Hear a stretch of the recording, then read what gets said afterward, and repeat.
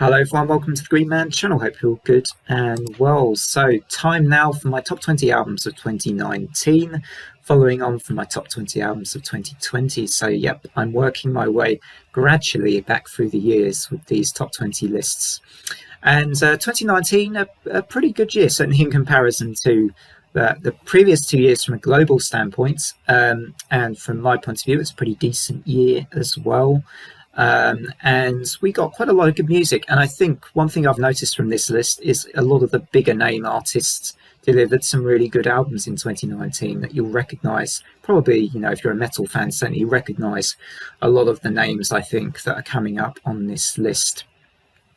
As always, I like to highlight that this is a personal list and a personal order, so yours will likely be different, but I welcome you to drop your lists in the comments so I can have a look at those and maybe listen to some of the recommendations you might want to make too. Lastly, this is one of these kind of I say it's multi-genre. This list is very metal heavy. It's pretty metal top heavy, so to speak. But I do like to throw in the odd surprise here and there. And on this list, I think the surprises or the sort of non-metal choices are pretty obvious. So you'll probably notice when those come up. And of course, I'll be starting with 5 honourable mentions, as has become tradition. So let's kick things off without any further chit-chat. First honourable mention is Diiv Deceiver. It's just a shoegaze band with an album which I thought took a slightly different approach from some of their previous albums, where they're using a slightly cleaner, jangly guitar sound. Seems to be more distortion in this album, reminding me a bit more of a kind of grunge band from the early 90s, maybe a bit of Smashing Pumpkins influence on this album came through for me. But a pretty decent album nonetheless, one of my honourable mentions and one I would recommend to you if you like Diiv, or if you like a bit of this kind of style of shoegaze. I think you should check out Diiv. Second honourable mention is Saor's Forgotten Paths, which I have here on CD. This is headed up by Andy, remember his surname, Andy Marshall. It's a sort of melodic folk metal project, and really good, and one to play perhaps when you're on a long walk. I think it's sort of a good little sort of soundtrack style. You know, lots of quite long instrumental parts. But a very good album, one I did enjoy going to quite a bit in 2019. Next up, here we go with one that may ruffle a few feathers out there, I don't know, but I did enjoy this album by Billie Eilish and her album When We All Fall Asleep, Where Do We Go? You know, I think she's genuinely pretty talented as an artist, and, you know, works well with her brother to put these albums together, or certainly with this album, which I thoroughly enjoyed. I thought it just had an authenticity to it. I liked her mix of slightly more kind of, you know, of those kind of like cheeky kind of hip-hop style stuff that she does, but then mixed with some of the dark soulful stuff as well on other tracks. And I think there's just something pretty authentic about her music. And as it happens, Michael Ackerfeld likes her as well, so I'm not the only person, not the only metalhead that enjoys a bit of Billie Eilish. I'm sure I'm not the only one. So she's my third honourable mention. Number 4, Torche Admission. Really liked this album. It's pretty short, so it doesn't outstay its welcome, really, I don't think. Although it does have a lot of that sludgy guitar sound for most of it. But there's a couple of really great tracks on here. Admission, I like. Time Is Missing, I think. Changes Come at the end. But Admission is probably the one that, you know, I remember loving that track when this album came out. That's my 4th honourable mention. So on to the final honourable mention, then I can start on the top 20. The Agonist Orphans. Really like this album quite a bit, and I think when I like the Agonist, well, I loved their EP last year. I think I like them more when they go really heavy, and that opening track on here in Vertigo was fantastic. I thought really good kind of Machine Head like riff at the end of it. A couple of other great tracks on here I like a lot as well, like Blood As My Guide, Killing One. I think it was A Devil Made Me Do It's very good too. There's quite a lot of good stuff on this album from the Agonist. Really looking forward to their next full-length release whenever that comes out. Number 20 is Crypt's Sermon, The Ruins of Fading Light. One perhaps for Candlemass lovers. Great kind of epic doom album with wonderful vocals. I love the vocals on this album. They're extreme, to my mind, they're really strong. In that opening track, that chorus is electric. Fantastic stuff from Crypt's Sermon. Number 20 for me. Number 19 is Astronoid's self-titled album, Astronoid, and I kind of took a while for this band to grow on me, to be honest, but once I got used to those kind of slightly high-pitched vocals, I started to really like their stuff, and there's a lot here to enjoy. It's, pretty catches on to you quite quickly, and yeah, pretty good album from start to finish. Astronoid, self-titled, at number 19. Number 18, I move on to the Italian shoegaze trio. Yes, this is a bit of a wildcard pick. B Forest with their album Nocturne. If you like ghostly, haunting vocals, reverb heavy guitars, loads of atmosphere, right, this is a kind of album to listen to if you're walking through a forest in the mist or something. It's really super atmospheric. I think anyone who's a fan of atmospheric music, I would be saying get to B Forest if you haven't listened to them before. They're a really good little band, and I enjoyed some of their previous works as well. So that's B Forest at number 18 with the album Nocturne. Of course, I'll drop these all in the description box too, so you can refer to them if you need to, once I've kind of put the video out there. Number 17 is Darkthrone's Old Star. Here we go. Really enjoyed Eternal Hails from last year. I think I slightly prefer this one though. I think the production, for one thing, brings about a clearer sound with the guitar. So it's a bit sort of, the guitar tone is a bit thicker on this album. And I do generally quite like, I really like The Hardship of the Scots. One of my favourite tracks from the year as well, I think. And again, they're in good form. I'd say Darkthrone, recent years, enjoyed their stuff.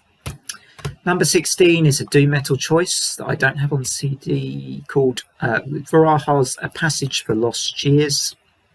Very bleak album. On the whole, there is one track on here which is a little different, which I personally really love, which is called Climax in Exile. A bit more upbeat, and it surprisingly fits quite well, I think, onto the album. Just something a bit different. And one of my favourite songs from the whole year. Perfect album for the more wintry months to listen to. So that's Varaha's Passage for Lost Years coming in here, number 16. Now, number 15 is Baroness's Golden Grey. My one issue with this album is the production, but in spite of me having a bit of, it's really muddy, it's pretty unclear sounding at times, but despite that slight issue, I think the songs shine through still.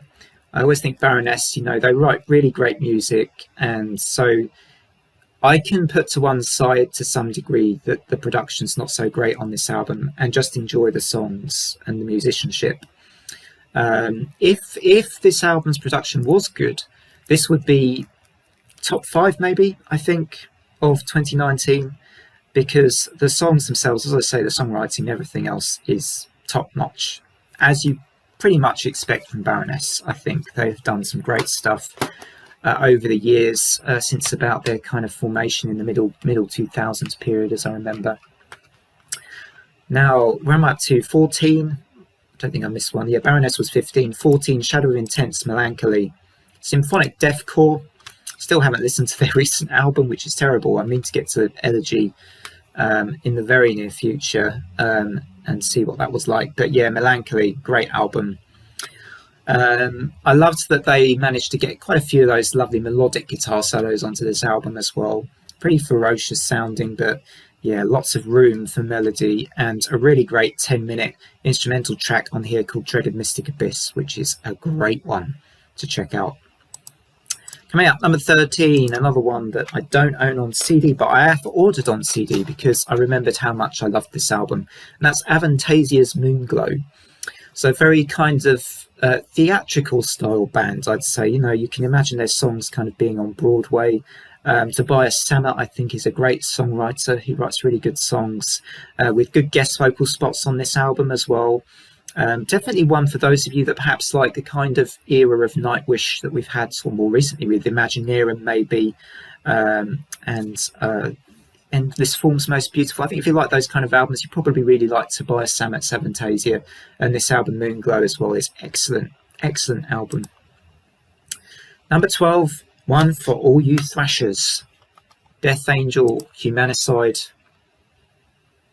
Great thrash album from start to finish, pretty much. They sound really fresh here as well, really fresh. Great production. Ghost of Me, probably my favourite on the album, but all the tracks, frankly, are pretty good on this Death Angel album. Now, where am I up to again? Number 11, Opeth in Cauda Venenum.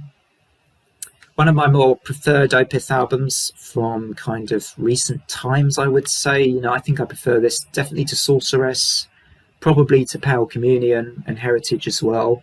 So perhaps that makes it my favourite album going back as far as Watershed and maybe even Ghost Reveries. But I think what's great about this is that, as well as having the kind of complex 70s prog stuff that Opeth do really well, there's a bit of emotion in this album too, and I think that adds another layer to an already good prog rock album to make it a really good prog rock album from Opeth this time round. And I do think just stick this on a Sunday afternoon. Great album to chill to. Right, we got next number 10 down to the top 10, so the real favourites. Now, in Mourning, Garden of Storms, one of my favourite melodic death albums from 2019. Lots of fantastic tracks, seriously good opener, Black Storm, Yields of Sound. You know, this album starts off with some great tracks. I even like the tracks towards the end are very good too. Tribunal of Suns, such a really good one just before the last one. Lost Outpost, awesome album. Garden of Storms, and they also were in my top 20 albums of 2021 with The Bleeding Veil, which was the most recent album. I think Tobias Netzel even commented on my video review of that particular album, which was really interesting to see and great as well. Now, next up, I have Swallow the Sun. I jumped one. No, number 9. Not doing so well here this time around. Officium Triste, The Death of Gaia. Really good melodic doom metal album, and features some great vocal moments, really good clean vocal moments on this album too, I think. I'm not sure what the name of the singer is.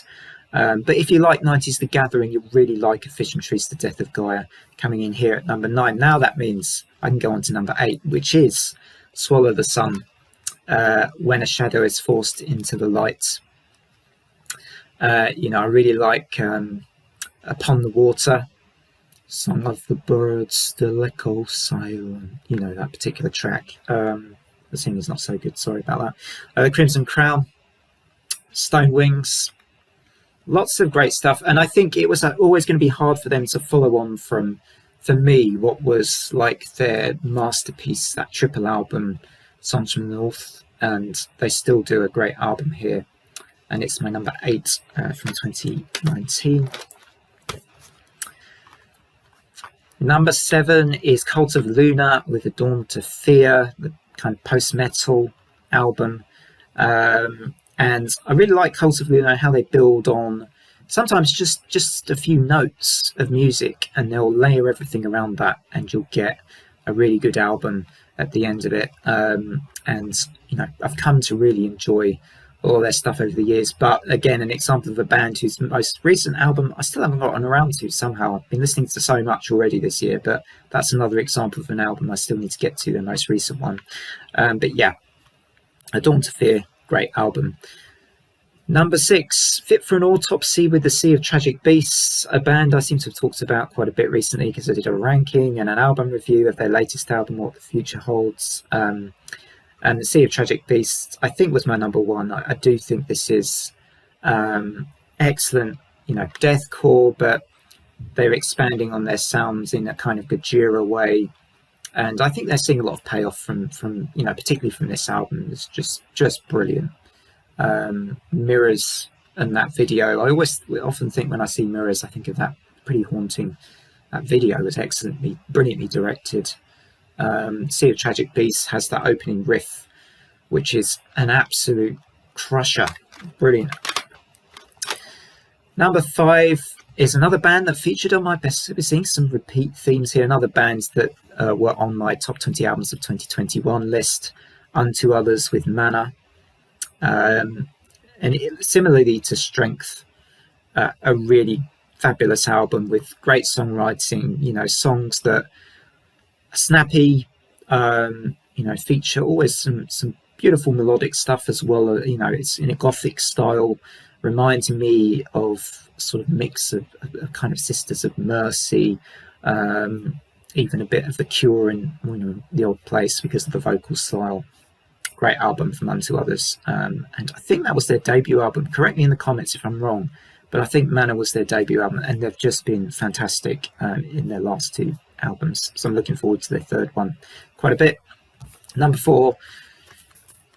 So we're really getting down to the my personal real favourites of this 2019 year, and we have Abigail Williams, Walk Beyond the Dark. Great black metal album. I think, quite a few really good hooks in this album too, but they mix up a sort of more, some depressive songs with some of the more kind of, that more up-tempo black metal style. So there's some good, I like the way that they've structured this album. I think that it doesn't stay stagnant for too long.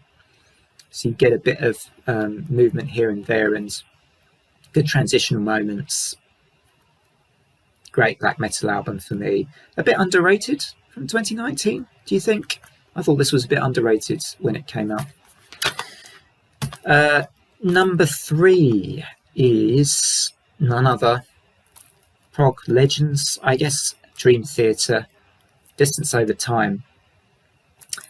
My favourite album from them for quite a while, I think, actually. And I just think they kind of maybe went back to the drawing board a bit with, some of their kind of... It's like it feels a bit nostalgic, listen to this album. I kind of get a vibe of Awake or a bit of Images and Words at times on this one.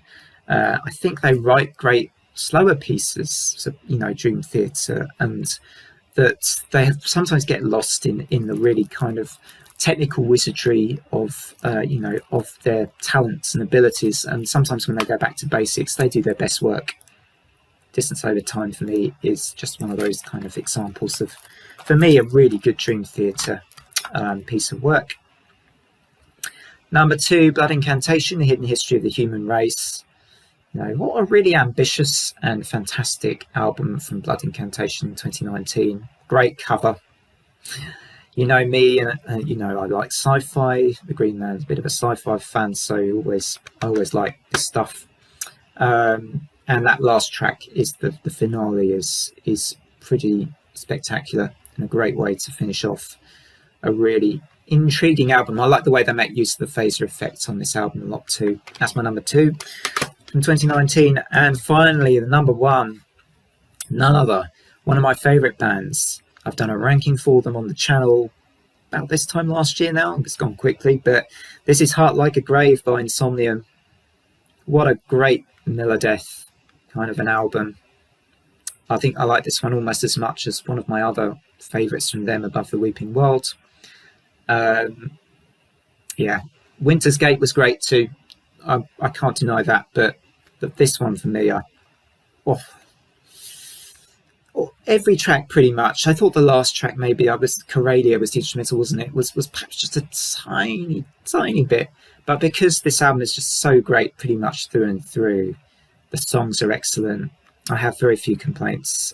It is my number 1 choice. Insomnium doing what they do best, but doing it exceptionally well here on this latest album from them. We had an EP, didn't we, as well recently? So that's it. My top 20 albums of 2019. Hope you enjoyed the video. Thank you as always. If you're viewing this video or are subbed to the channel, I really appreciate any support, likes, comments, all that kind of stuff is fantastic. Otherwise from me, until the next one of these kind of videos, I will be doing 2018. I'm really looking forward to that year, because I was looking at my list from that year and thinking, oh wow, what a year that was. So anyway, from me, it's bye for now. Take care everybody. See you next time.